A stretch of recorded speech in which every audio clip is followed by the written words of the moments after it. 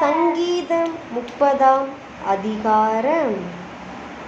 கர்த்தாவே, என் சத்துருக்கள் என்னை மேற்கொண்டு மகிழவொட்டாமல் நீர் என்னை கைதூக்கி எடுத்தபடியினால் நான் உம்மை போற்றுவேன். என் தேவனாகிய கர்த்தாவே, உம்மை நோக்கி கூப்பிட்டேன், என்னை நீர் குணமாக்கினீர்.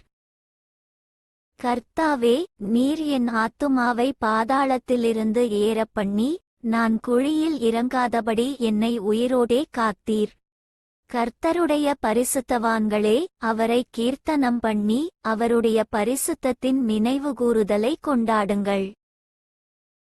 அவருடைய கோபம் ஒரு நிமிஷம், அவருடைய தயவோ நீட்டிய வாழ்வு. சாயங்காலத்தில் அழுகை தங்கும், விடியற்காலத்திலே களிப்புண்டாகும். நான் ஒரு காலும் அசைக்கப்படுவதில்லை என்று என் வாழ்விலே சொன்னேன். கர்த்தாவே, உம்முடைய தயவினால் நீர் என் பர்வதத்தை திடமாய் நிற்க பண்ணியிருந்தீர். உமது முகத்தை நீர் மறைத்துக் கொண்ட போதோ நான் கலங்கினவனானேன்.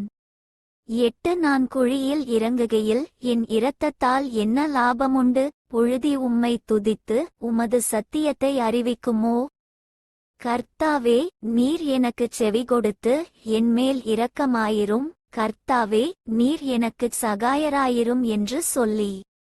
கர்த்தாவே, உம்மை நோக்கிக் கூப்பிட்டேன், கர்த்தரை நோக்கிக் கெஞ்சினேன்.